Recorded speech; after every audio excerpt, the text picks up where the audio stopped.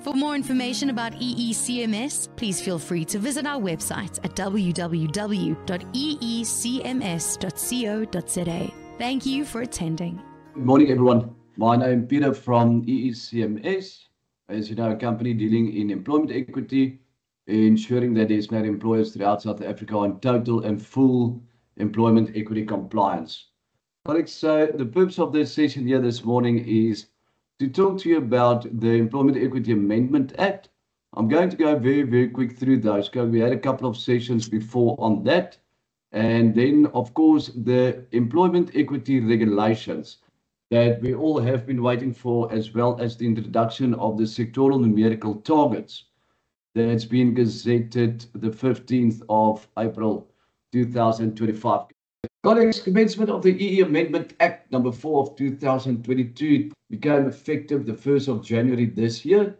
And then, as we are quite aware at this point in time, there were regulations gazetted on the 15th of April that also became effective with immediate date being the 15th of April. Following sections as per the Employment Equity Act became in operation the 1st of January, Section 1 definition, Section 8, 14 voluntary compliance, 15A, which is extremely important, referring to the sectoral numerical targets. Section 16, going to have a quick discussion on all of these sections, colleagues. This is really just to give you an update as to how the Employment Equity Act itself changed. It's a total of just about 6 pages. So it only showed where the currently or the previous legislation changed. In a nutshell, the main changes, and as I've mentioned regarding the amendment of the EE Act, I'm going to go through that very quick because by now you are supposed to know exactly what's going on there, and we had numerous sessions on this before. But in a nutshell, definition of designated employer was amended by repealing the annual turnover thresholds. In other words, companies employing 50 or more employees are deemed designated employers, as well as companies bound by a collective agreement and companies being owned by government and or the state as defined. In other words, colleagues, if you employ less than 50 people, you are not state-owned and you are not bound by a collective agreement, you will be deemed a non-designated employer and need to answer 2 questions towards the end of this year to receive your certificate of compliancy. National Minimum Wage Commission definition was introduced. People with disabilities, exactly the same definition, except the addition of including now intellectual and sensory impairment. And then, of course, EA 17, the additional sectors that were publicized and gazetted, and we'll have a look at those. There used to be 11, there are now 18 in total. Section 8, psychometric testing, number A, B, and C has been in place for many years. And as per the amendment, D is now also included, where psychometric testing is allowed if it has been certified by the Health Professions Council of South Africa, that particular act, or any other body which may be authorized by law to certify those tests or assessments. Voluntary compliance was repealed.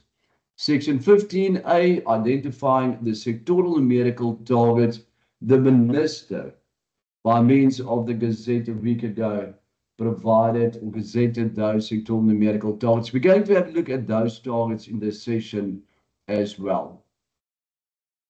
Amendment of Section 16, the only very important thing here is the addition of, should a company be majority unionized and or as per the legislation, should you have a representative, a trade union. Going forward, you need to discuss your analysis as well as your employment equity plan, your quarterly meetings with the trade union and or representatives nominated by the trade union and not necessarily your EE committee. Our advice there is, should you have a representative trade union, you have to consult with them by law, but include maybe your top management as well as your EE manager with regards to the trade union and or representatives nominated by them.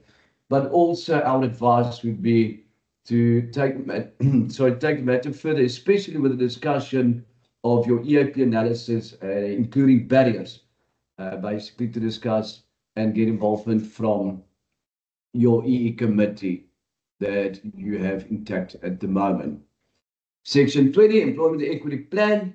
The main change in the legislation, numerical goals set by an employer must now comply with the sectoral targets which were gazetted a week ago. We're going to discuss certain things on the Employment Equity Plan. I'm going to show you the new format of the Employment Equity Plan. Colleagues, and I think it's very important. The main thing at this point in time, companies think, okay, the Act was amended, came in effective date 1 January 2025. Now we have the regulations. Thank you very much. We only quickly need to build a new plan.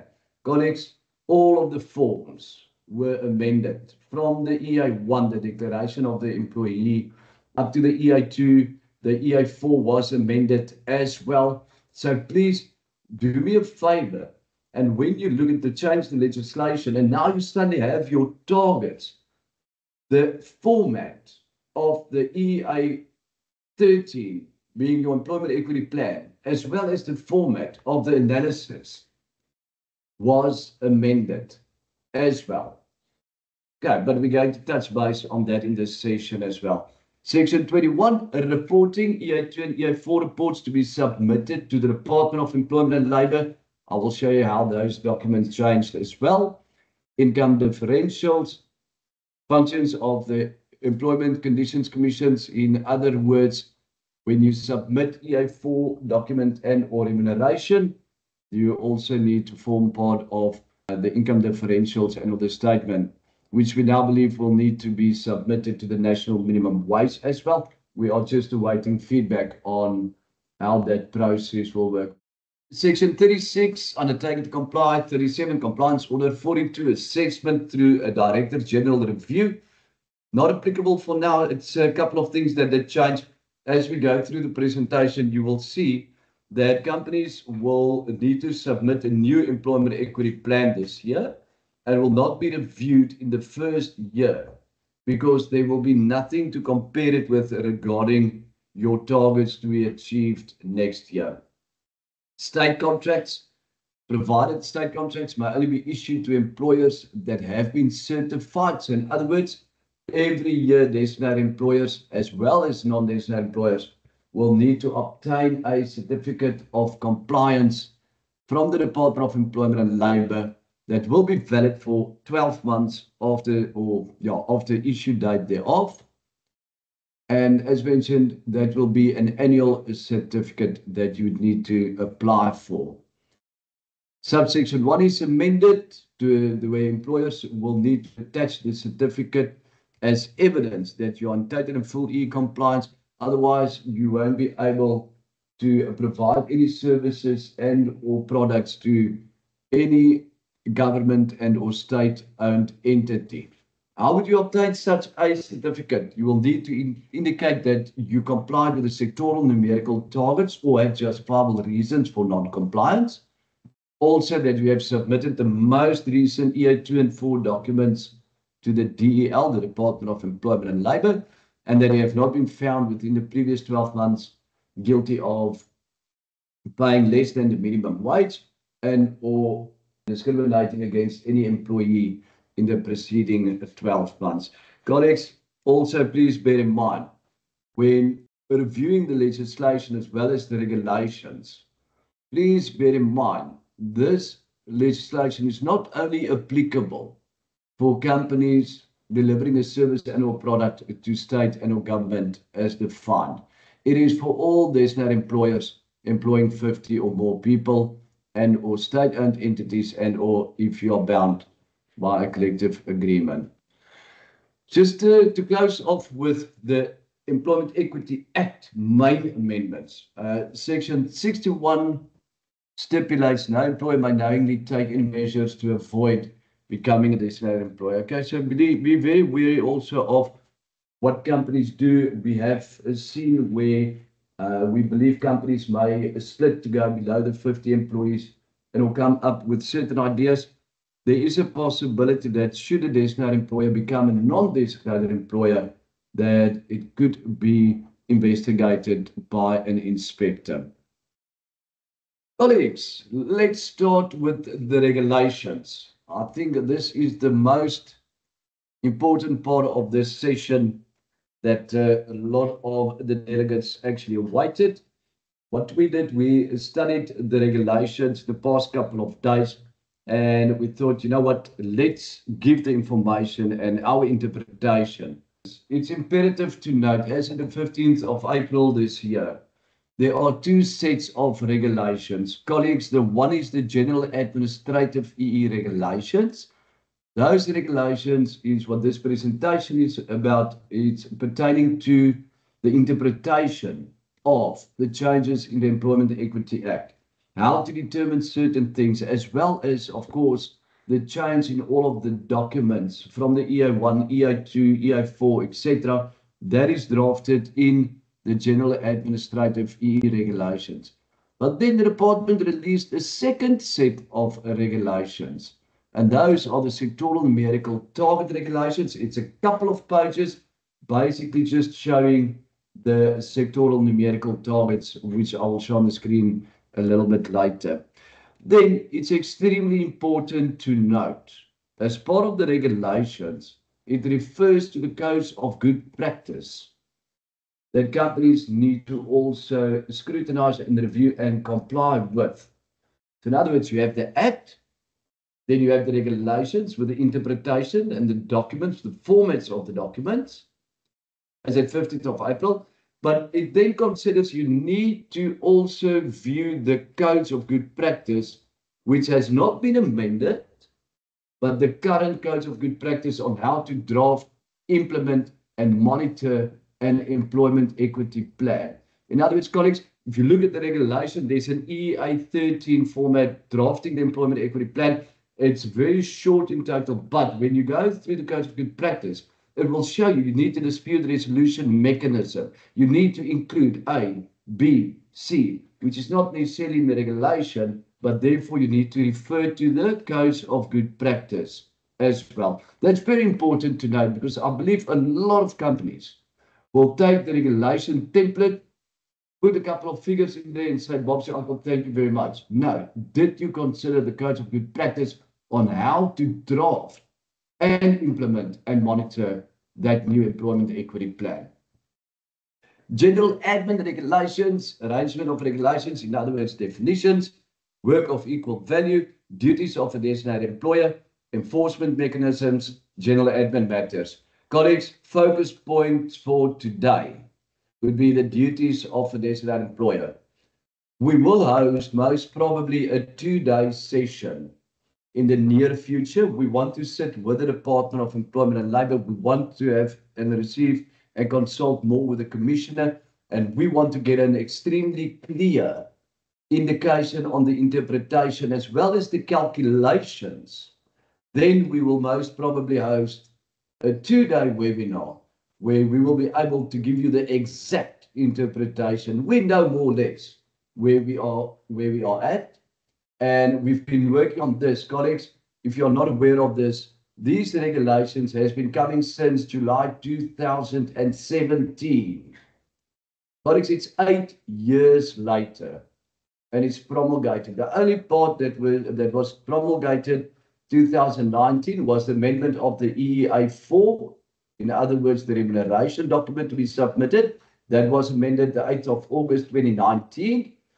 And then 2025, as we know, 8 years after the first draft regulation, 8 years later, it is now gazetted. The focus point for today is what we have marked in yellow. Colleagues, the reason for that, if we go into everything regarding equal pay for equal value of work, eliminating unfair discrimination, etc., it's going to be a 2-day session. Okay, so we took everything and we thought, let ECMS give you here today, this morning, a holistic approach of what to expect, how to go about it, without the final nitty-gritty with the fine pencil presentation, which we will do in the near future.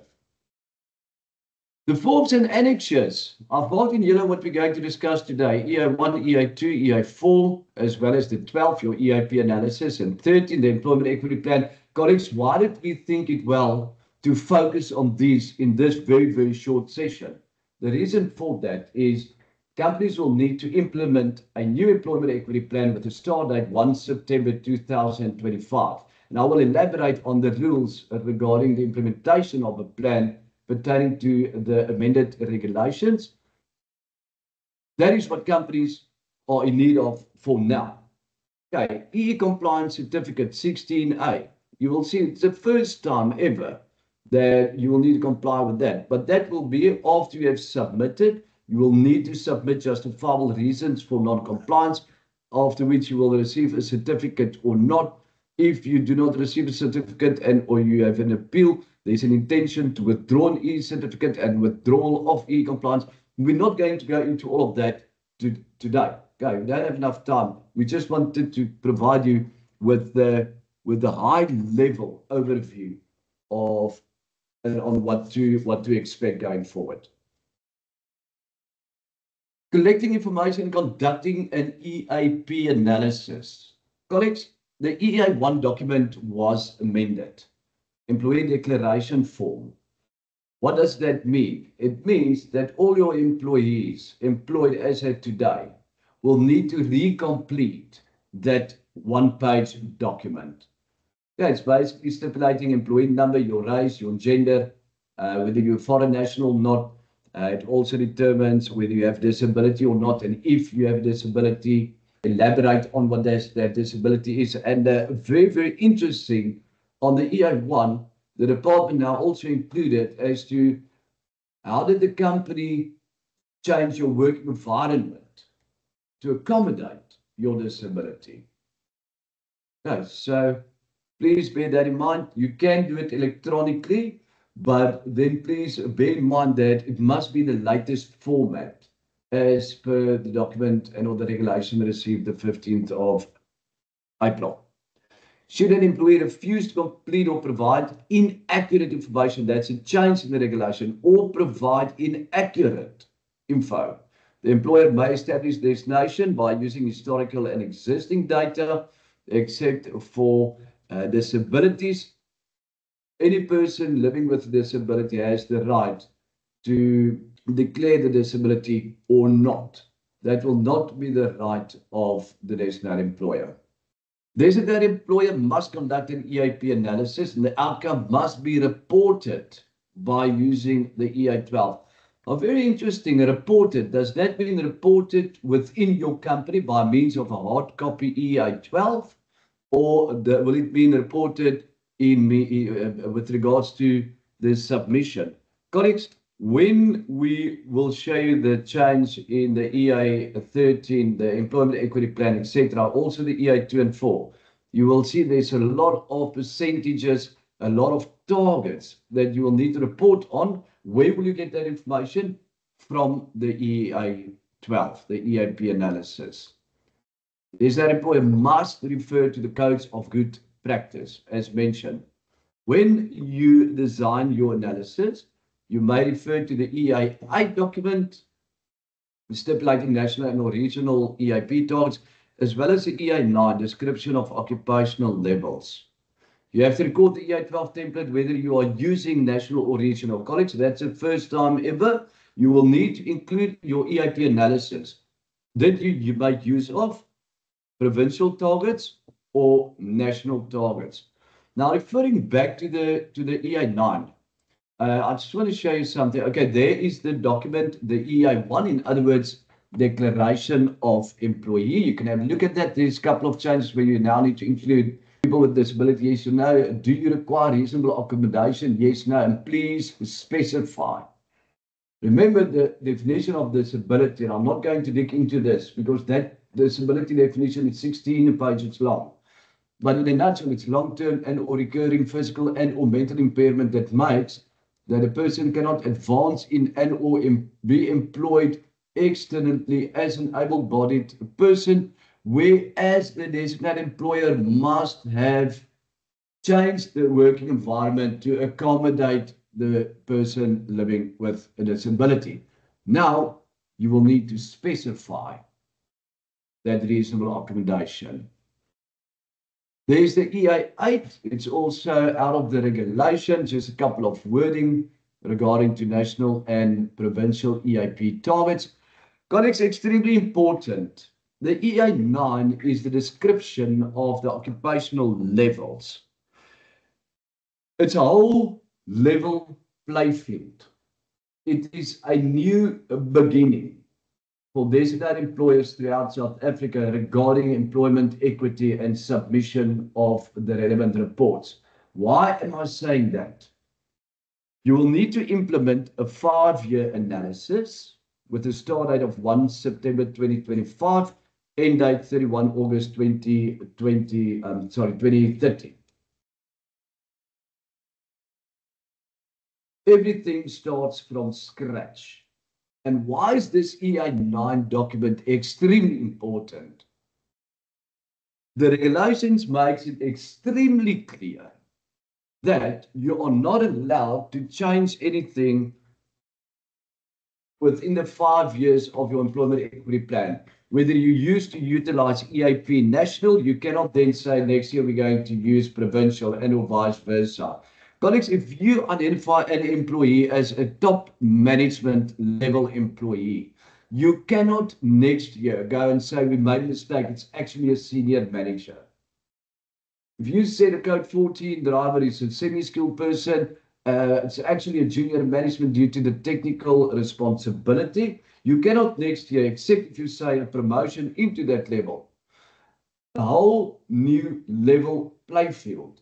It's imperative to ensure that you have your workforce profile 100% correct by end of August in the development of your analysis with the start date 1 September, so that you are 100% sure everyone is in agreement with your top management, your senior management, your middle management. When you build your plan and you submit to the Department of Employment and Labour, you cannot next year change it and say we made a mistake. In other words, if you do not have, let's say, any one of these grading systems, Patterson, Modern, and or Classic Green Measure, hey, whatsoever the case may be, please refer to the description to the far right. It is in the regulation. It is the EI9 document. Okay, colleagues, so now what you have done your 5-year EIP analysis. Okay, it's only one analysis. We've had questions in the past. Do we each and every year need to do an analysis? No, you have one analysis, start date 1 September 2025, end date 31 August 2030. You take that analysis. Why? Because you determine your underrepresented race and genders based on what, colleagues? Based on the adjusted sectoral numerical targets. And why do I say adjusted? I will explain in a bit. There's no employers. So now we have our analysis. Now we need to start to prepare our employment equity plan.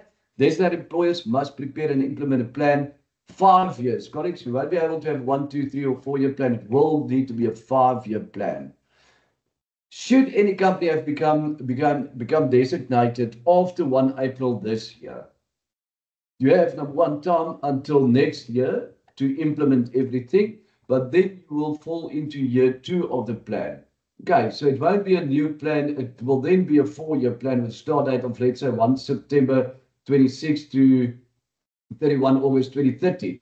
It will not be a 5-year plan up to 2031. Okay, so everything, the reason for that, the department wants all designated employers to submit reports with the same timeline so that they can do proper investigations going forward.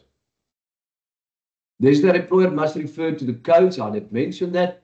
The E-plan must contain at a minimum the elements contained in the EI 13 of these regulations. When you develop your plan and setting annual targets, so you will need to set targets for year 1, year 2, year 3, year 4. Colleagues, the target year 5 is determined by the minister and not by you, not by your CEO, not by your unions, not by your EE committee. It is as per these regulations. That is your end of 5-year target. Whether you like it or not, you will need to show how you're going to work towards reasonable progress towards those targets. When developing the plan in your workplace, designated employers must take into account your workforce profile. That's what I mentioned just now, as at end of August, the relevant 5-year, end of 5-year sectoral numerical targets, and the applicable EIP, economically active population targets. is that employers might take into account any of the following to the extent that they are consistent with the purpose of the Act, the inherent job requirements of that job, a pool of suitably qualified people, formal qualifications, prior learning, the relevant experience, etc. Colleagues, you can also use the rate of turnover and natural attrition, the recruitment and promotional trends within your workplace. So you can see it's quite a lot of analysis and analyzing not only your current information, but your historical information in preparation of your analysis and your employment equity plan. This that employers must comply with the numerical targets. As to refer to the ministerial notice issued in terms of Section 15A, which refers to the sectoral targets, and EA 17, which refers to the relevant sectors. If it operates in more than one sector, colleagues, you will need to apply the numerical targets for the sector in which the majority of employees are engaged. 5-year sectoral numerical targets are the key milestones towards achieving equitable representation within top management, senior management, middle management, and junior management in relation to the demographics of the EAP. Why are we saying applicable EAP? Because you will either utilize national if you operate nationally, or you will utilize provincial targets if you operate in one province. In relation to, okay, so we sat with the commissioner, and I tried to get hold yesterday of the directorate. Unfortunately, did not come back to me, where we, in our interpretation, and according to the commissioner, that's their interpretation as well. In relation to, so you have the sectoral numerical targets for top, senior, middle, and junior management. Okay, that we have. It's in writing. It's part of these regulations.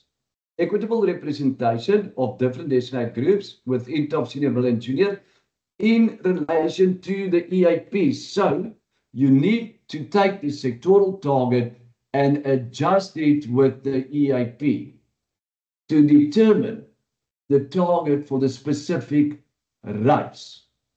The gender targets are there, colleagues. It's in black and white, in writing. But there are no specific targets for each of the races: African, Indian, and colored males, African, Indian, colored, and white females. And that is where companies will need to do a calculation to determine the adjusted recognition. And the good news, I'm going to show you a practical example within the last 10 minutes or so before 12 o'clock. So please remain until 12 o'clock, more or less quarter to 12. I'm going to show you a practical example on how to, what those targets are, what the adjusted targets are, and how to plan going forward.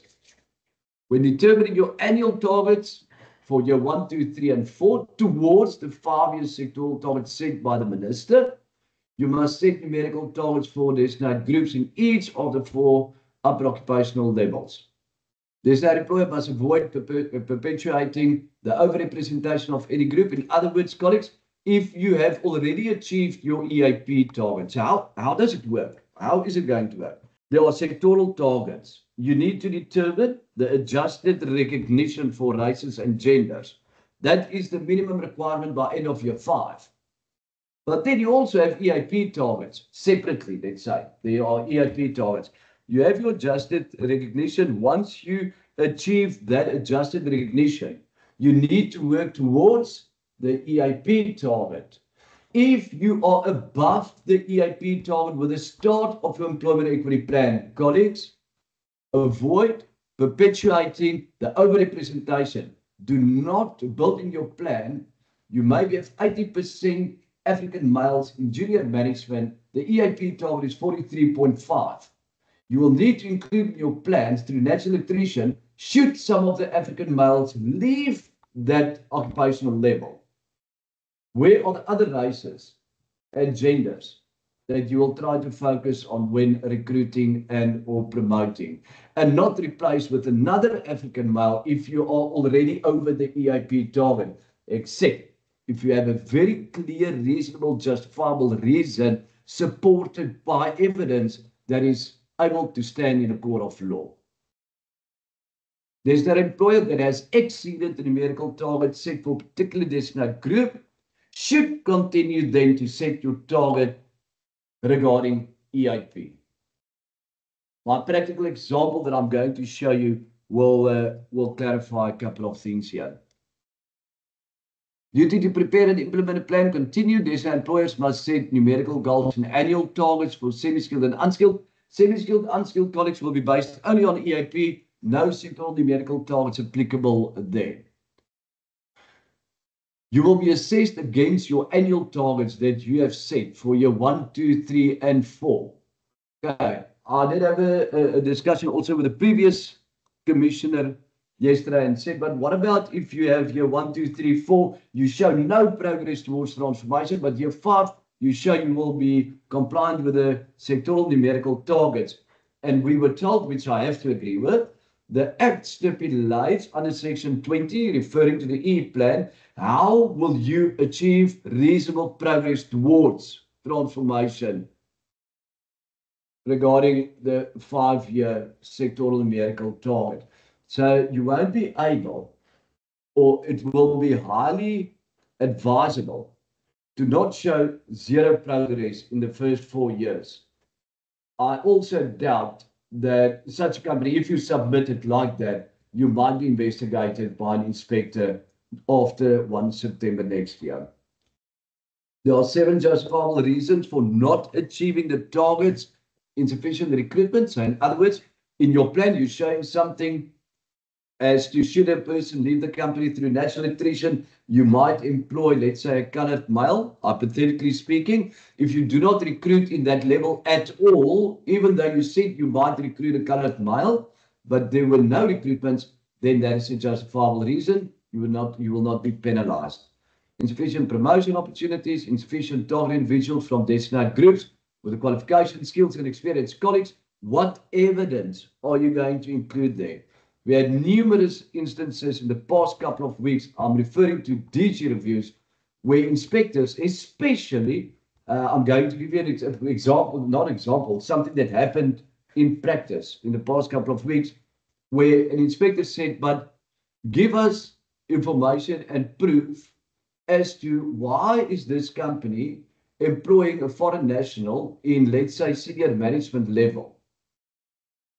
Okay, because of the qualifications, skills, and experience. Then the inspector said, okay, but then we want a skills transfer policy on how the foreign national, within what time frame, will provide which skills transfer to the South African individual, so that once the foreign national leave the company, that position can be occupied by a South African individual. Colleagues, gone are the days where you just tick and bash, tick and bash. This is a tick and bash exercise in the EA2. It has been amended. I'll show you in a couple of minutes. But what is your evidence that is able to stand in a court of law? CCMA, court orders, transfer of business, merger, acquisition. If you know your priority one is an African female, but you purchase or acquire another company, and the majority are white males, which is already overrepresented, and it's part of the due diligence process, that will be a justifiable reason. And then impact on business economic circumstances. There's that employer must retain the plan for a period of 5 years after expiry thereof, and must refer to the EI9 that I've showed to you a little bit earlier.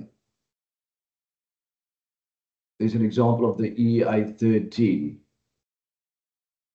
Colleagues, I first want to go through the theory of the regulations. Then I will also show you where the changes are regarding these documents. Okay, so you've done your analysis, and you have that in your employment equity file. Hard copy, 5-year analysis. That analysis informed your employment equity plan. Okay, in the EI13 format, you have your employment equity plan on file, hard copy, it is there. Then, duty to report anything between 1 September 2025 and 15th of January next year. You need to report the EI2 as well as the EI4.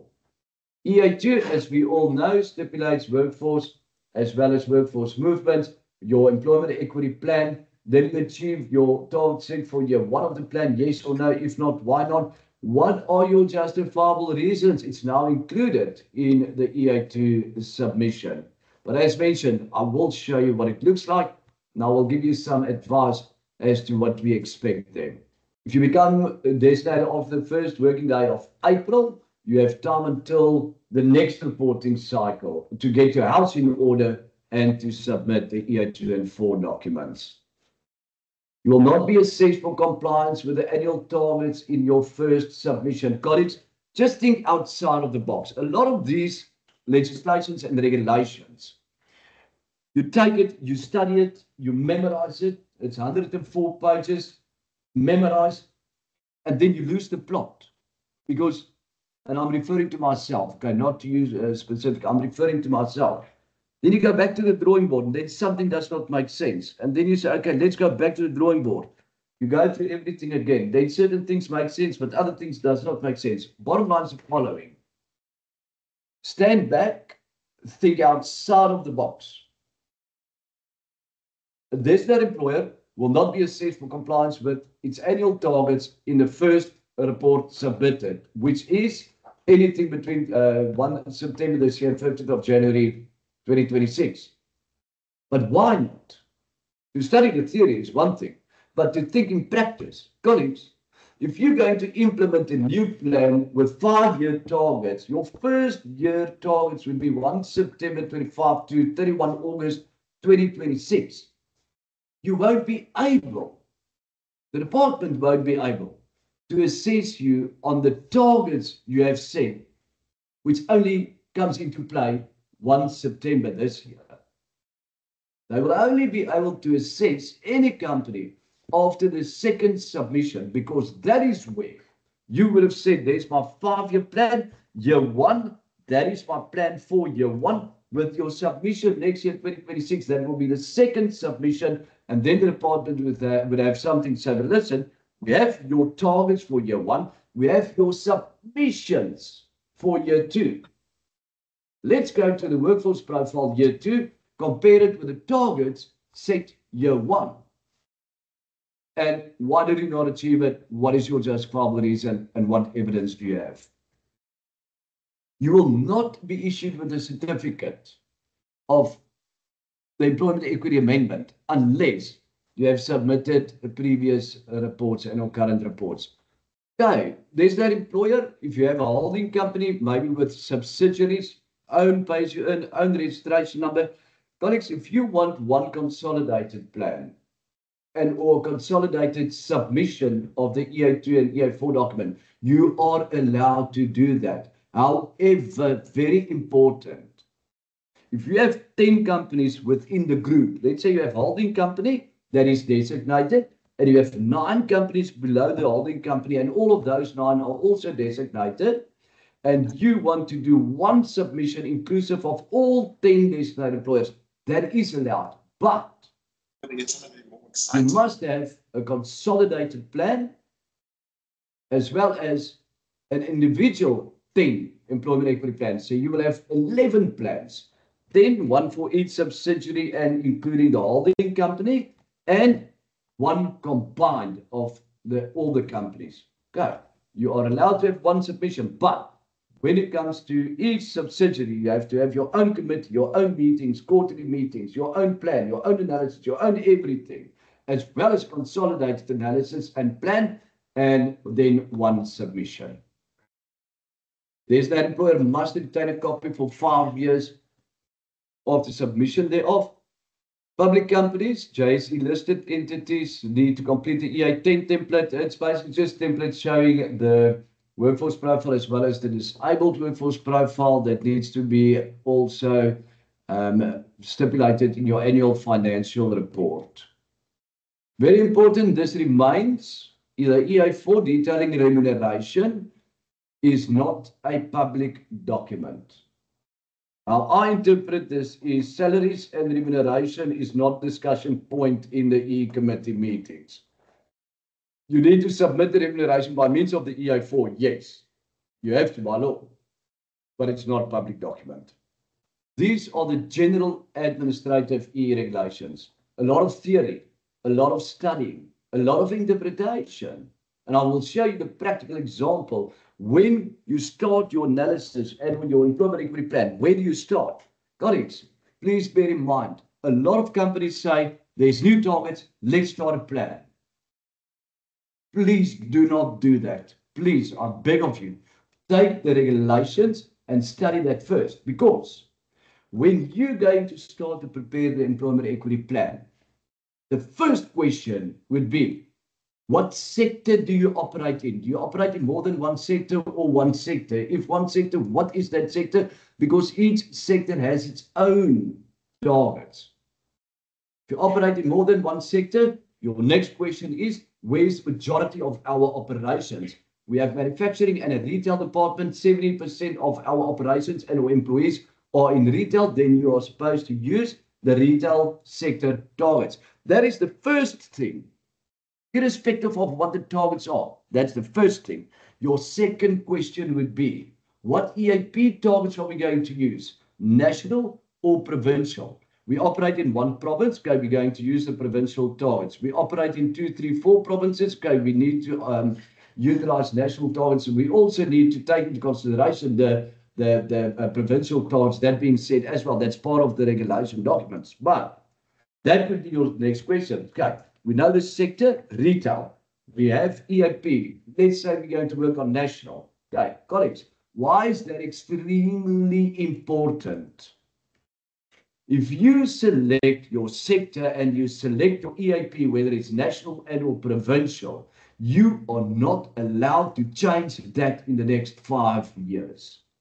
Now, the question comes to mind, our entire sector changed or our business operations changed? That is yet to be seen how the department will look at that going forward. If you say we close down our retail sector, we only do manufacturing now, we will need to liaise with the department and say, what now? Because as per the regulation, you are not allowed to change your sector or the target that you have selected before 31 August 2030. If you selected the incorrect EAP targets and or sector, sorry, you should have done your homework. Colleagues, please, the theory is extremely important. All of these slides are more or less 11 pages in the regulation, but go through the documents as well. I'm meaning the EA1, 2, 4, EA12, 13, etc. A lot of these regulations says refer to the admin regulations, which stipulates the document and how to determine certain things, and then also stipulates refer to the codes. Please, colleagues, it's very clear. Whatsoever you select, you're not allowed to change in the next 5 years. Let's look at the sectoral numerical targets. Colleagues, what I will do, I promise you, I'm going to show you the new formats. I'm going to show you where the amendments are, because it might take you a lot of time. It took me a lot of time, but I knew what to look for. I'm going to give you some advice on that. But that will be towards the end of the presentation. I first want to go through all of the theory. Before we proceed with the sectoral numerical targets, which is now regulation number 2. The first one is the general admin regulations. The second one is what we're going to discuss now, sectoral numerical targets. Sectoral numerical targets, effective date of publication, 15th of April. Does that mean you need to implement a plan today? No, it does not. It means you need to start to consider, start to build the analysis, start to build the plan. Why can you not implement the plan today? Hypothetically speaking, colleagues, again, put the regulations, the legislation aside. Stand back. Think outside of the box. Your snapshot date for submission will be 31 August 2025. Your start date of the plan will be 1 September 2025. You do not know who's going to resign in the next 3-4 months. You do not know what's going to happen with the company, whether you may employ or not. But start to prepare based on your current workforce. Start to prepare and say, okay, this is where we are going. And when we implement the new plan 1 September, then we need to ensure that it complies towards the 5-year target. The manner in which designated employers must take the targets into account in applying affirmative action measures is specified in the Act, the general admin regulations, as well as the codes. Okay, designated employer will incur no penalties or any form of disadvantage if, in the compliance analysis, there are justifiable reasonable grounds for not complying with the targets. Colleagues, You will set your targets for year 1, 2, 3, 4. The minister has already set the target for year 5. Whatever target you set and you do not comply with, I promise you, and you're going to see future court cases. And believe me when I tell this to you, we have seen it in the more than 150 DG reviews we have done in the past 2.5 years. Your justifiable reasons, evidence will be imperative. We have seen it. We've had a couple of our clients that were referred to the labor, no, not referred as of yet, received a notice of referral. Then we provided the justifiable reasons, and what happens? The department withdraws the notice of referral. We're not even going to take the matter further. We accept your justifiable reasons because, colleagues, we do that for our clients.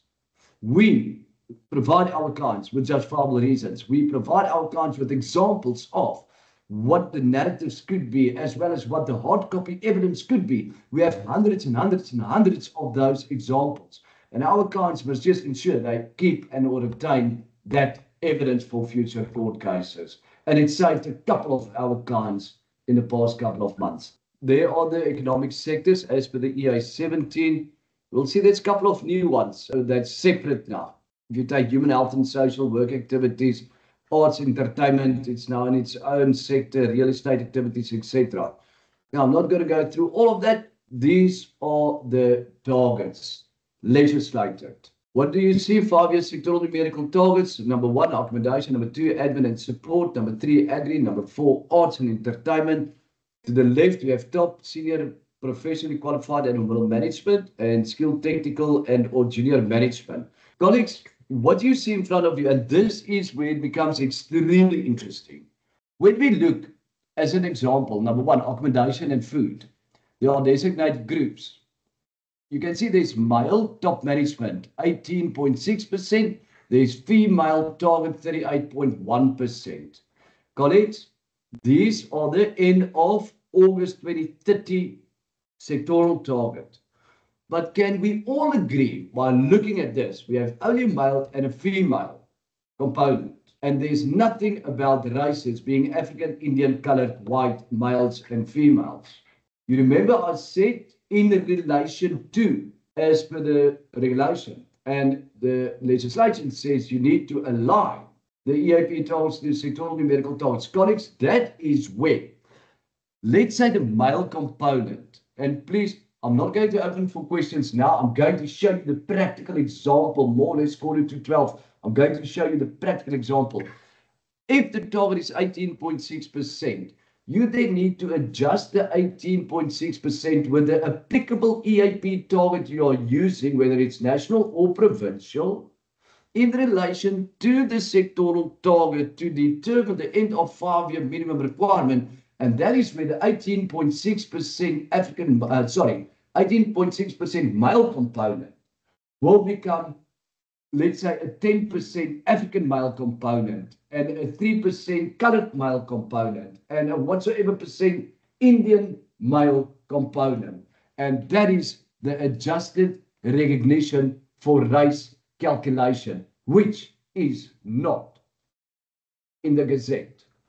In terms of the final percentage, 3,507 variables that you will need to go through to determine your adjusted target towards the end of the 5 years. It took us a couple of weeks to phase out, think about it, practical examples, and at the end of the day, we came up with a solution, and we did confirm with the commissioner, our interpretation is correct. I do not think that a lot of companies will have the same interpretation. I do foresee many, many future court cases, but if we can, as ECMS, liaise with the commissioner and say, Commissioner, if you agree on this and some of the companies are taking your advice, then surely we are on the right track because we also came up with the correct calculations and interpretations. Colleagues, what you will see, I'm going to go to the next page. You are welcome to take a photo of this as well. We will place the recording on our website. but I will send an email to all of the delegates on that as well. So there's 351 companies here. Colleagues, if you have taken a photo, I'm going to go to the next, human health, number 10, information, 11, manufacturing, 12, mining and quarry. You are welcome to take a photo of those. And the next one, 13, 14, 15, and 16, welcome to take a photo of those. And then lastly, number 17 and 18. I want to stop here. The reason for that, I'm going to stop share, colleagues. Colleagues, the reason for this now is the following. The target for disability is 3%. What does that mean? You employ 100 people in your company. 3% of 100 equals 3 disabled employees. Now, where in the past it was an unofficial 2%, try your best. And if not, can you even try better? Colleagues, it is now an official target by 31 August 2030. If you don't achieve it, you could be referred to the Labour Court if you do not have justifiable reason. Colleagues, one of our very professional business associates is a company called SpecCon. Colleagues, as mentioned, your official target for disabled employees is now 3% of your workforce profile. You have to achieve that target by end of August 2030. If not, what went wrong? What's your justifiable reason? Or be referred to the Labour Court. My reasoning around this is do not wait for the next 5 years. Start to plan and prepare now. And Hermias will also give you more information as to what is the current. Are there 3%? Is 3% of the entire workable population in South Africa disabled or not? Because what's it going to mean?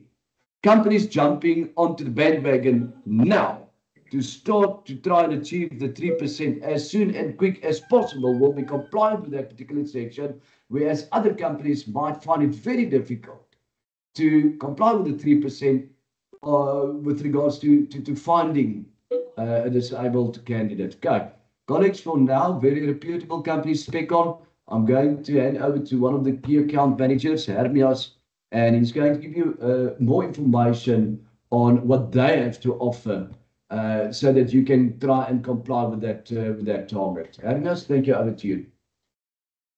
Thank you, Peter. Yeah, so thank you for that introduction. In my conversations with Peter, we've had leading up to the session with the amended regulations posted, I think we firmly agree that one of the biggest challenges with executing this particular amendments is going to be the implementation of disabled or appointment of disabled employees in your workforce.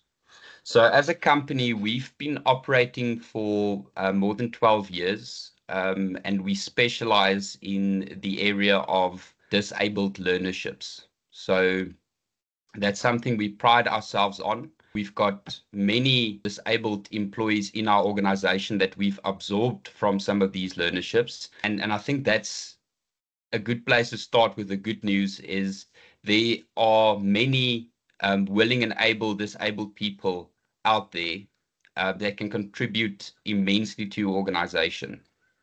And we've seen that. We've got people that are deaf that are operating very effectively in our organization, and we've accommodated them, and it's been incorporated as part of our culture, and it's really been working great. So it's not all doom and gloom with this. However, from our experience in the recruitment processes of finding disabled individuals for learnerships, it's a very difficult thing to achieve. There aren't as many applicants as we have a demand for. So it's always a very big struggle finding and identifying individuals with disabilities, and we've been able to do that.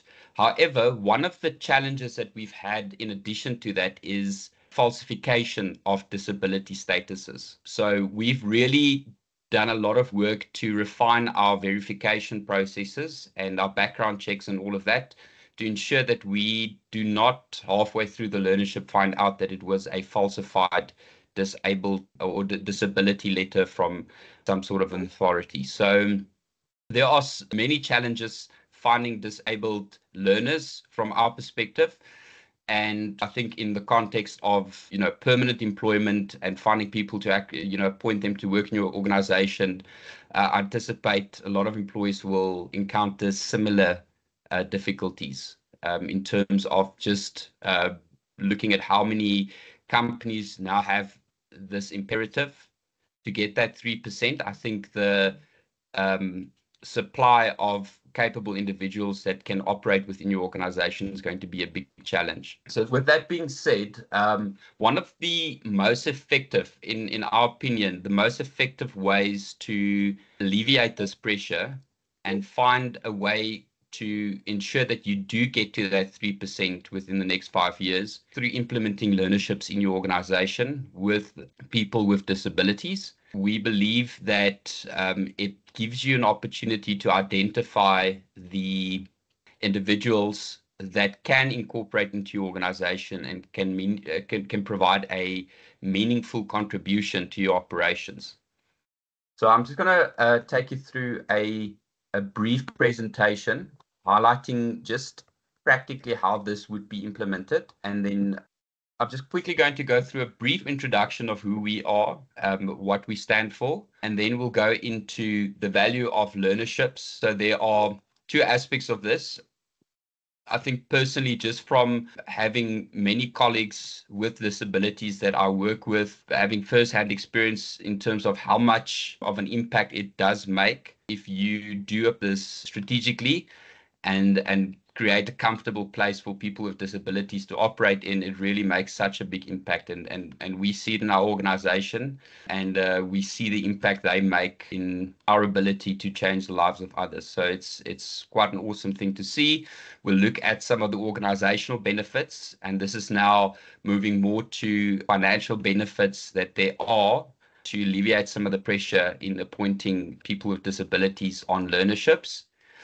And then just looking at the recruitment and absorption aspects of it to close off. Right.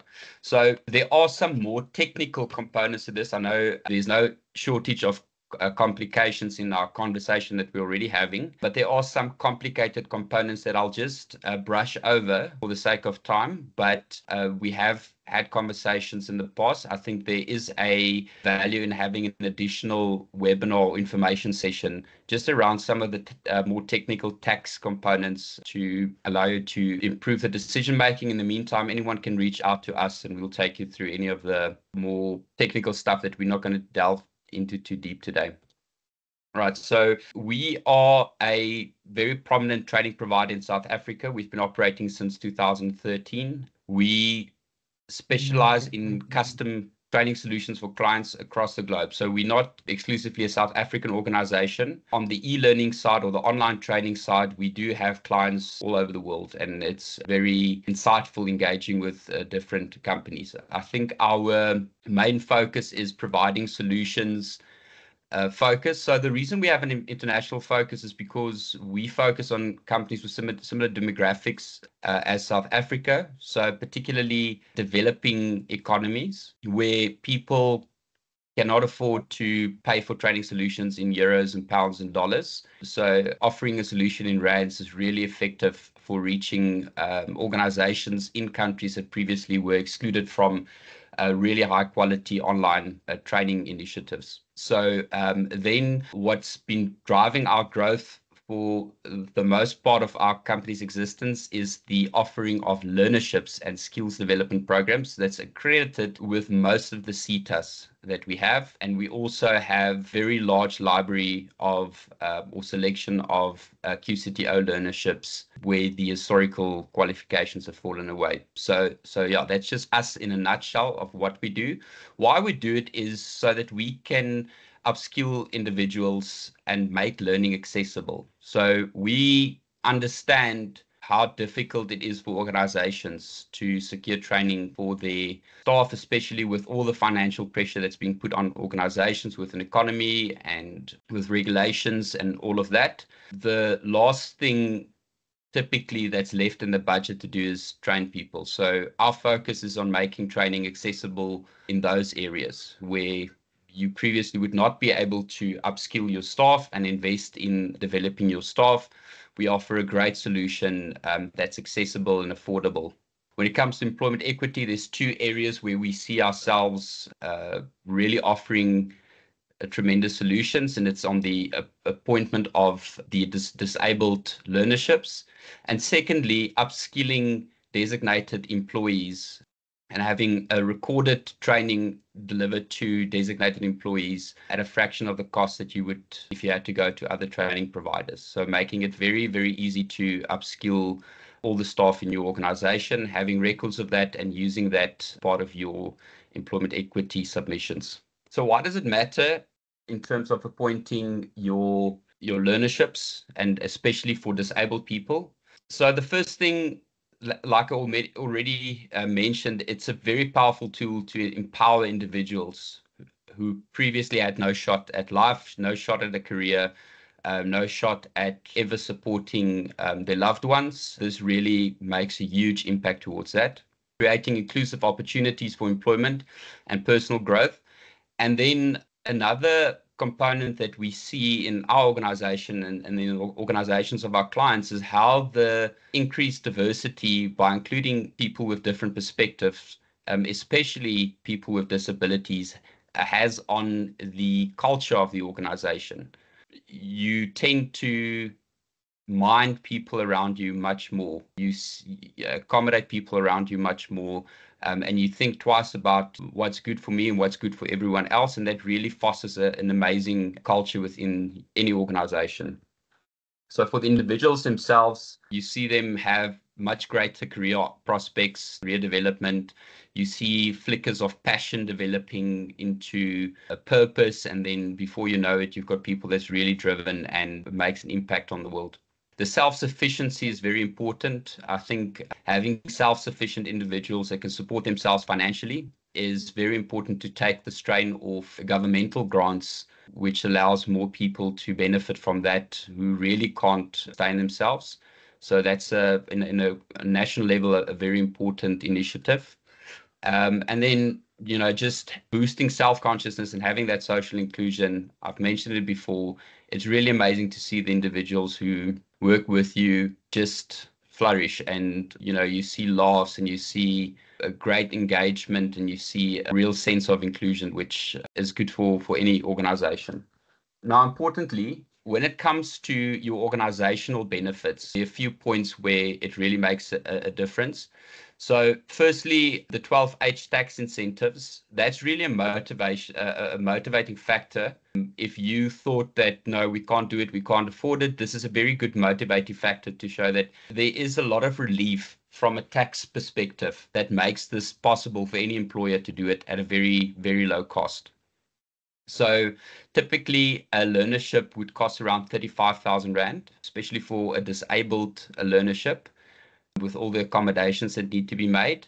The 12H tax rebate in the Income Tax Act gives provisions for significant tax deductions. So a really significant incentive to employ people on disabled learnerships.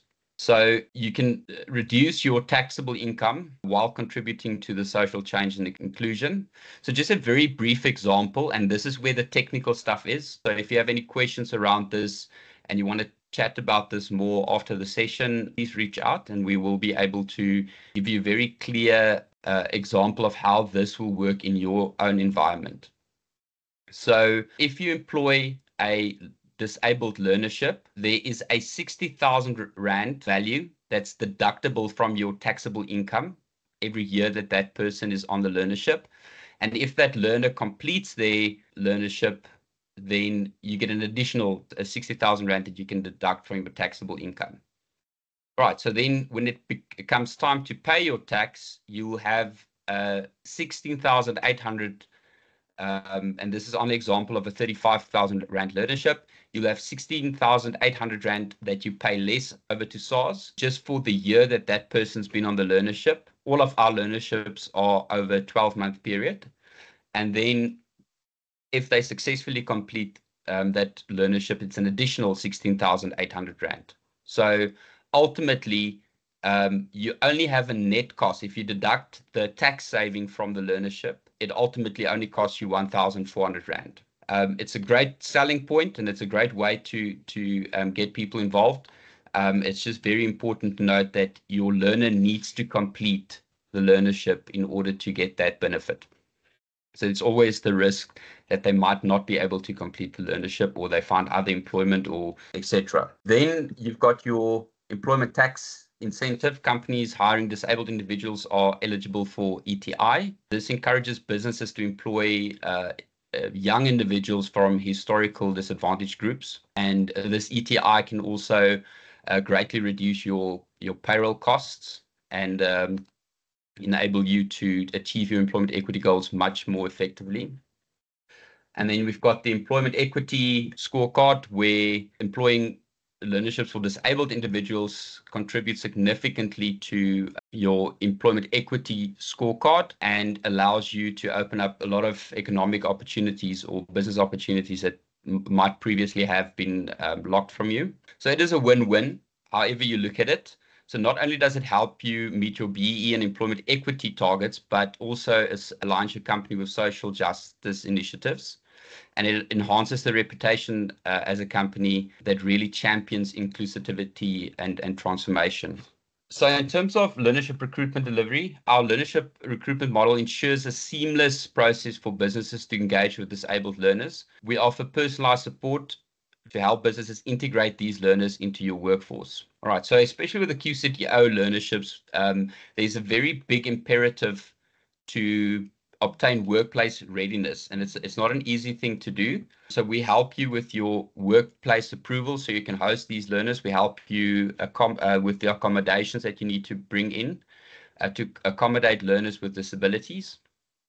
And it's a very painless process because we've done it so many times. And then from an absorption perspective, we do also have absorption models to make sure that these learners get employment, or try our absolute best to ensure that these learners obtain employment after they've completed their programs. So this gives you an additional BEE points on your scorecard for you guys that are familiar with the BEE scoring systems. From our perspective, we have a proven track record on delivering these solutions. We celebrate it by our clients, and we take great pride in our ability to contribute to nation building and giving people opportunities that were previously excluded from these opportunities. So ultimately, our product that we put into the market is hope and opportunity.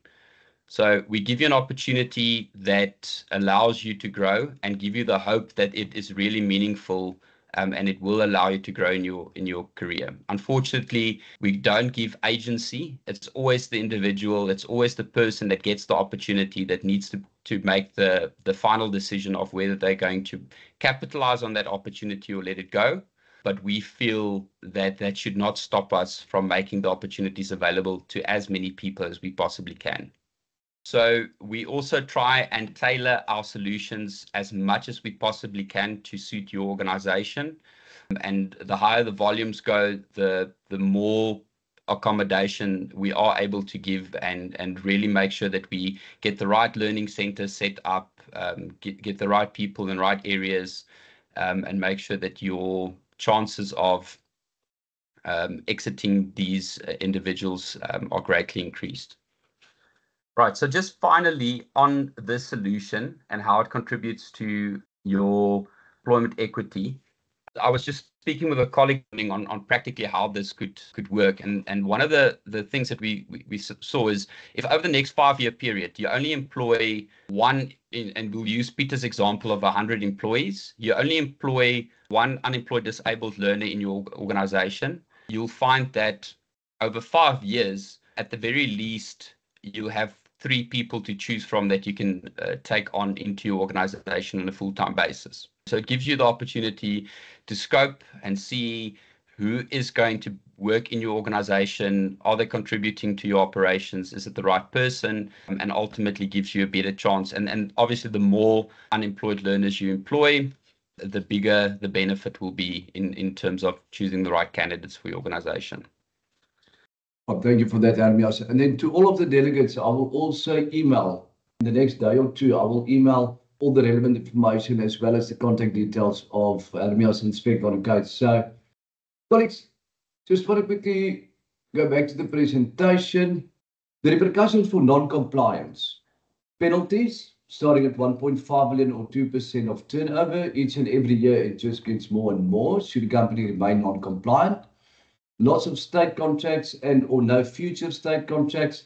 Possible reputational damage should a company be found non-compliant. And then we have invited Toby from Umbuso BEE, a consultancy firm, regarding the loss of management and control points. So Toby would just like to also, as one of our very valuable business associates, I would like to hand over to Toby just to give us a quick rundown out of a BEE perspective. What could be certain of the repercussions? Toby, are you there? Good morning, everybody. It's good to be with you, and thank you very much, Peter, for the very informative presentation. I think from my perspective, so there's just a couple of things I want to say. Firstly, obviously these new targets have been quite a shock for most people. I think as business people in South Africa, we are really resilient. So that's just what I wanted to encourage you with. I think my role today is to try and give you some encouragement. So it's just to say we are really resilient.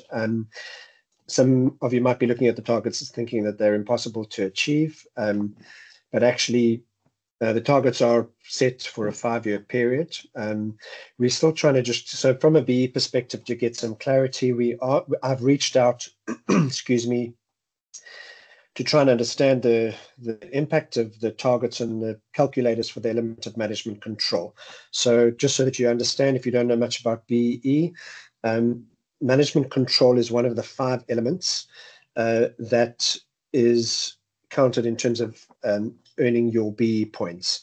And you, when you're measuring management control, you would take the EAP targets that are published and the numerical targets and use them as part of your calculator or as a numerator to try and determine the number of points. And what must be remembered right the way through the scorecard is that you don't get disqualified if you don't meet the targets, you just earn pro rata points. So the net effect of the new targets will be that you won't necessarily achieve the number of points that you used to achieve. If you don't meet the new targets, you will just earn pro rata a fewer number of points, which means you would just need to work harder on the other elements of the scorecard to be able to maintain your level of compliance.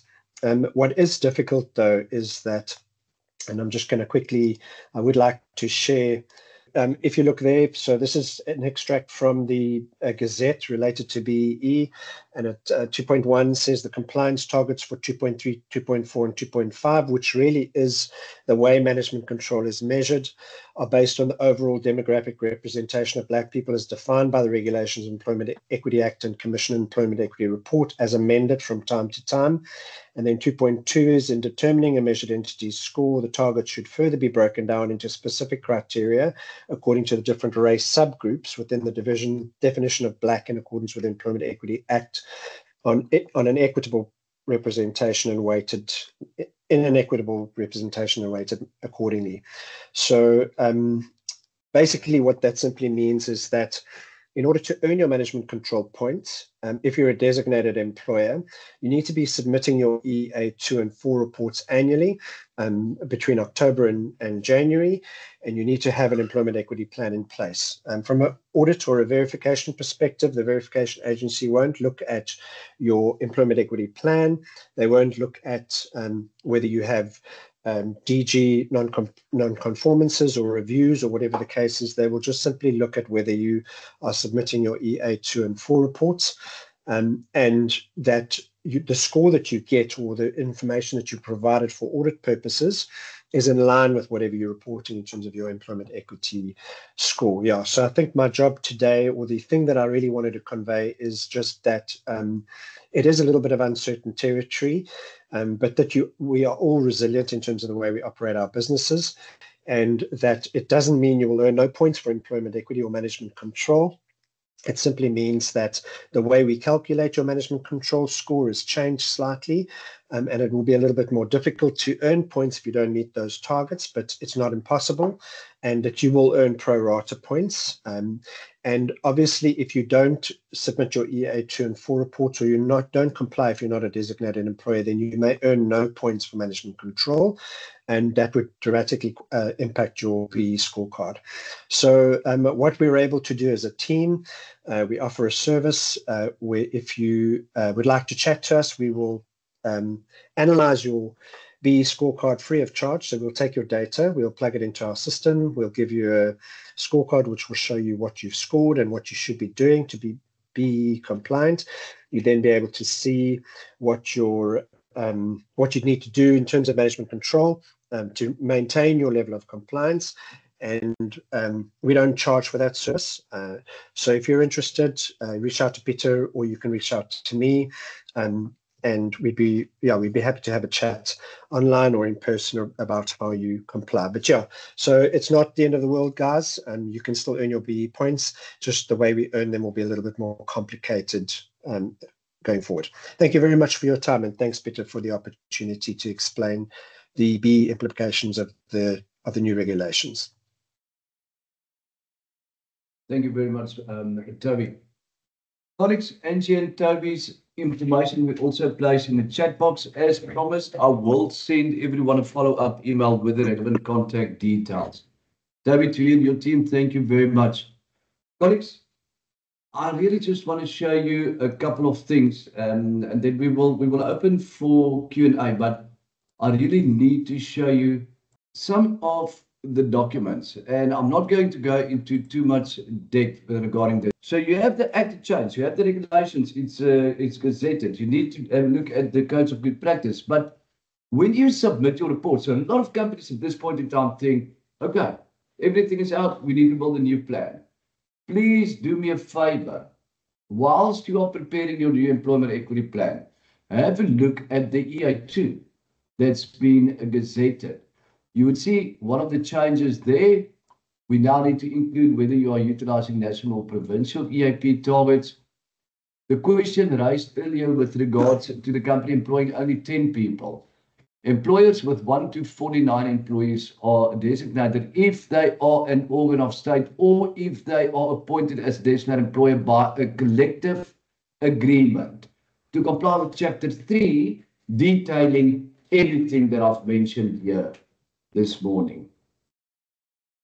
I'm going to scroll down rather quick here. We will have a very, very intense presentation, most probably a 2-day session in the next couple of weeks. We will definitely keep you posted.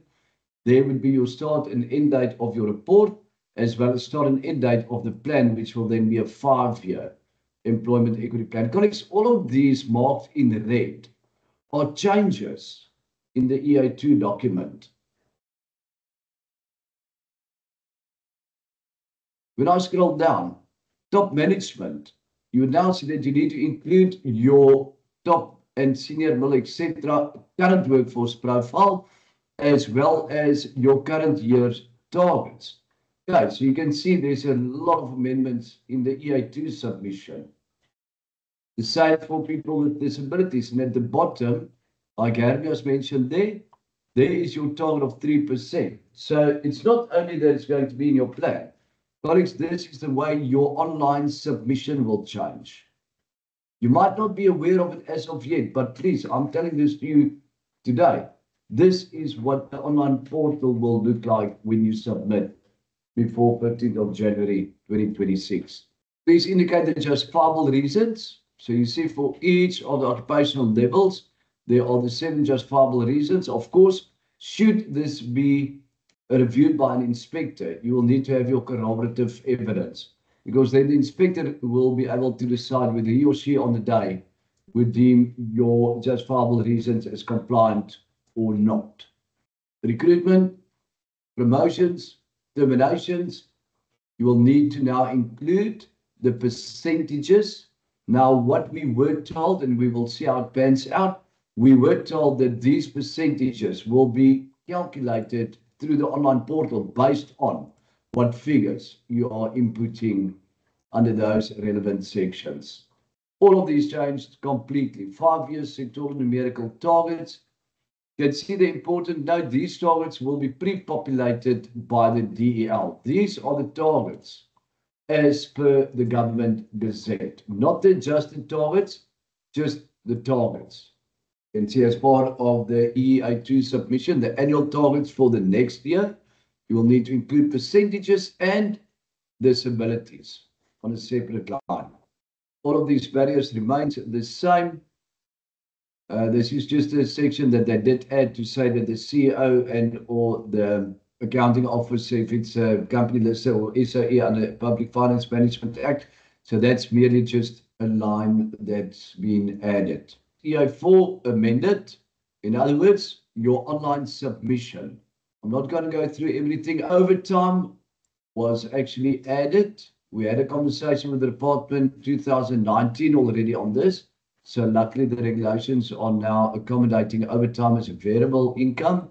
Workforce profile and total remuneration. Colleagues, what you will see under section D, and this is extremely interesting, where you need to include the highest total remuneration for each of the one African, colored, Indian, white male and female between fixed and variable. That is the one of the highest where you need to include it. Okay, in the past, it said for all of the occupational levels, except on unskilled, you needed to include the lowest. But now the department changed that to say on the next D2, the one employee with the lowest. Colleagues, the department is working towards the following. Are you looking only at a vertical gap between the one highest and the one lowest paid earner? No. In the past, it used to be like that by all means. But as per your submission this year and going forward, there is a horizontal vertical gap as well. So I do foresee the following red flags already. If you have an African male earning 100,000 Rand per annum at the top, being the highest, and at the bottom you have another African male earning 10,000 Rand per annum, being the lowest, the department is going to raise a question. Why is the one African male highest earning 10 times more the one lowest African male in top management? These are immense changes. The number of employees covered. This is the first time ever where the regulation stipulates now you have to include the number of employees in the top 5%, colleagues. In the past, it used to be the top 10, bottom 10, and the median. Now, it also never asks for the number of employees. So it even guides you as to how you need to determine these calculations. Of the top 5 number, top 5 average total remuneration, the same for the bottom, etc. And then it still asks here at the bottom, how many times is the vertical gap, etc. Okay, this also has been added. If any other reason what you have selected here or not, if there's other, you need to explain. Okay, this is just to show you very quick in a nutshell. And I know we are basically over time already. This is just to show you how the documents have changed. There's the EA12. So companies think, okay, let's quickly do an EA12 and quickly an EA13 based on the previous regulations. No, colleagues, all these marked in the red are changes into the document. So whatsoever templates, documents, the online portal that our clients used to work on is now outdated because it does not accommodate for all of these as of yet.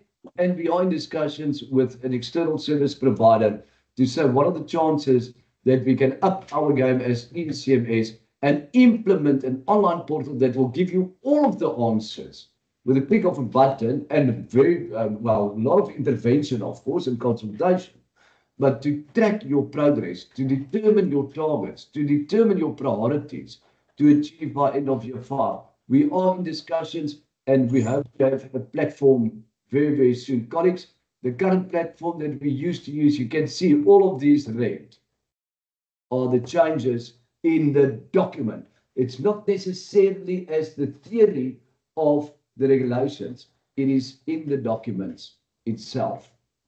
And you will need to go through all of this because it further stipulates designated employer must use EAP, duration of the E-plan in line with its sectoral targets. All of these marked in red are changes to the EA 12. If we have a quick squiz at the EA 13, we'll see there's a number of changes there as well. All of these marked in red. Colleagues, these are changes. These are things you need to consider, irrespective whether it's in the theory part of the regulations, because this document forms part of the same regulation. We just took the time to mark certain things in red to analyze where are the changes so that we can assist companies going forward to say what happened in the past happened. Now you need to comply with the new amendment, and here are the new formats. Why did we mark this? Because in the past you could have said, I want a 1, 2, 3, 4, 5-year plan. Now it's a 5-year plan as per the regulation. Barriers, and then a whole new section added to the employment equity plan. Colleagues, that being said, please remember, this is not a copy and paste exercise. You need to refer to the codes of good practice to include everything as mentioned in the codes into this plan as well. You cannot just take this and copy and paste your figures into this. You need to align it with the codes. Okay, so there's for year 1, year 2, year 3, year 4, year 5. All of those, they want percentages now as well. We believe it will be pre-calculated, but that is yet to be seen. Procedures to monitor. So you will need to include the CEO and the committee and employees and the e-manager. What are the relevant roles and responsibilities and how often? What's the frequency thereof? Dispute resolution mechanism. You cannot just copy and paste this into your template. You need to elaborate on your dispute resolution mechanism. You cannot just say e-manager signed. Who is the not who by name, job title of the e-manager, roles and responsibilities, frequency, etc. Okay, colleagues, in other words, these regulations, it's not just a copy and paste exercise. Okay. And then to finalize with, before I'm going to open, I know we are 7 minutes over, colleagues, so sorry about that. Just to finalize the practical example. And please bear in mind, there's something, of course, we will not share with any company. It took us many months to design this. Well, how did we come up with the answers within 1 week after the regulation? We've been working on this based on the previous regulations and based on the previous sectoral numerical targets. What did we do? We just had to change a couple of things to be able to show you certain things here. Colleagues, as I've mentioned, starting point, you want to start your analysis. You need to determine the sector you operate in. Do you operate in one sector only? I will enlarge this a little bit. Do you operate in one sector only? Yes or no? If yes, you utilize that sectoral target. If not, you go to the next question. If you say you operate in, let's say, agri, and there are 6 employees there, it defaults to the agricultural industry or sector. But if we say we also operate in manufacturing, and in manufacturing, we maybe have 90 employees, you see defaults then to the manufacturing targets that you need to utilize. Determining the EAP targets, and now we know the sector, manufacturing, EAP targets. Do we operate in nationally? If we say yes, then the final conclusion, national EAP targets shall apply. If we say no, then go to answer question number 2. Do you conduct business in one province only? If we say yes, we do, then the respective provincial targets will apply. If we say no, answer question 3. Do you conduct business in more than one province? By default, the answer yes, and then national or provincial targets can be selected. Colleagues, the final adjusted target. I do not even want to show you the calculation. It's extremely technical. But what are we going to do for our current clients And to anyone involved here today going forward, say, ECMS, can you assist with the draft of an analysis and an employment equity plan? Yes, we can. We are working on the online portal, but in the interim, we will be able to advise to say if we set manufacturing as an example. I will select manufacturing. You will see all of these targets change. And if we say we're going to work on, let's say, KZN targets, there are the adjusted sectoral numerical targets. So as you can see, the sector target, 24.1% for top management. The EAP targets, we are utilizing 43.7. By aligning the 43.7 with the 24.1, the adjusted recognition becomes lower than the sectoral target, because you need to consider African as well as colored, as well as Indian, and not only the gender. You need to align it to the various races. Colleagues, what does this mean? We took an example for this session, and we said in top management, there's 3 employees in total.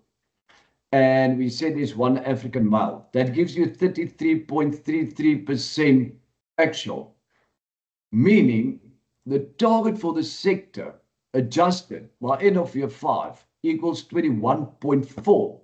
We are at 33.33, meaning if I click on the dashboard, we already achieved the African sectoral adjusted target, African male, top management. Colleagues, what does that mean? That means the following. Where an employee is marked in green, like African male top management, the adjusted for races sectoral numerical target has been achieved. And now you need to work towards the EIP target, which is 43.7%. If you have not achieved it by colored males, there is a target of 0.6%. The actual equals 0 because we do not employ any colored males in top management. Then we did not achieve the adjusted target. When I go to the dashboard, it's not achieved. What do we need to do? In our 5 years going forward, we will need to play around with these figures to say, what can we do to either employ, promote, or whatsoever the case may be? Should some of, let's say, the African males leave the entity, align it to the sectoral targets, number 1. One sectoral target achieved, work towards EIP.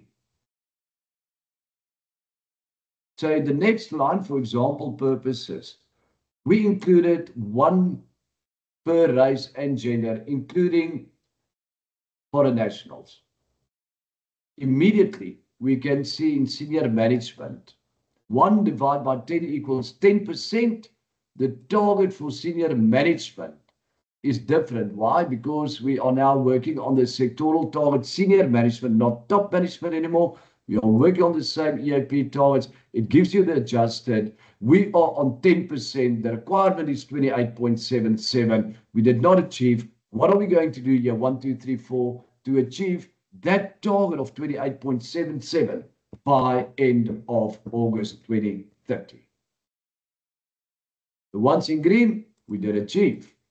Once we achieved in green, we work towards the EIP. Colleagues, for example purposes, senior management, remember for foreign nationals, there are no stats available. The department does not want to see the companies employ foreign nationals in South Africa. So whenever there's more than 0 African males, the dashboard will show you did not achieve it. But wherever we say we have 0 female foreign nationals in top management, you achieve the target of 0. And that is where companies will then need to go and say, okay, on top management, did we achieve the sector? Did we achieve the EAP?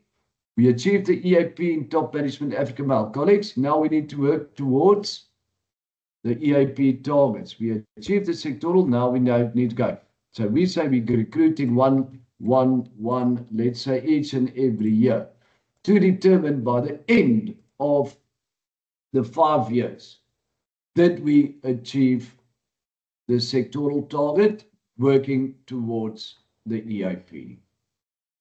Whenever you select whatsoever industry you operate in, whether you say agricultural and we want to work on national targets, everything immediately changes. All of these calculations interlink and intertwine with one another. And just by going through some of these, colleagues, you will be able to see the formulas that went into this is quite horrendous. And it did take us many weeks to get to the final sectoral adjusted target. As you can see, there's the formulas there at the top. Colleagues, this will be imperative. Number 1, you determine your sector correctly. Number 2, the target EAP correctly. Number 3, that your adjusted recognition calculation is correct to be achieved by end of year 5. Okay, I just had to show you that practical example as well. Colleagues, I'm done on my side. Barry, anything that you would like me to add? Peter, no, I think you've covered everything in quite some detail. It's a lot of information here, so it's like information overload, I think, for a lot of the delegates today. But it just shows, you know, how much has actually changed in these updates now with the regulations. Everything changed. Everything. There's not one document except the EA9 and the EA8 that I can say didn't change. Colleagues, when you're going to submit towards the end of the year, don't be surprised to log into the online portal with the Department of Employment and Labour and see that everything changed. I'm telling it to you now, and you're going to see it when you do your submissions. Please, when you do your analysis and your employment equity plan, start to preempt the possibilities of the capturing of the EA2 and the EA4 documents. Okay. Sharon, on your side, happy and satisfied? Anything that you'd like to add? No, Peter, I'm happy on my side. And just as Barry has said, yes, there are a lot of changes and a lot of thinking and thought processes need to be, done with regards to your 5-year plan moving forward. Thanks. Absolutely. And thank you for that. Colleagues, I'm going to open the table then for questions. Hermias, just want to find out you are happy on your side. I don't know whether you are still in the session. Hi, Peter, very happy. Thank you. Thank you. Toby, I don't know whether you are still in the session. Colleagues, as mentioned, I will provide you with the contact details. And I mean, even if you'd like to liaise with either Toby or Angie from Mbusa and or Hermias, I will in very well before close of business tomorrow. I will send you all of the contact details. Okay. Yeah, Peter, from my side, there are some requests for information. We are taking note of this and we will send what we have to the clients. And just to let you know that we do work very closely with Peter. So any of our clients that are designated employers do use the EECMS system and we manage it on their behalf. So we would be happy to advise in terms of the impact on management control and the scorecard. Thank you very much for that, Toby. For more information about EECMS, please feel free to visit our website at www.eecms.co.za. Thank you for attending.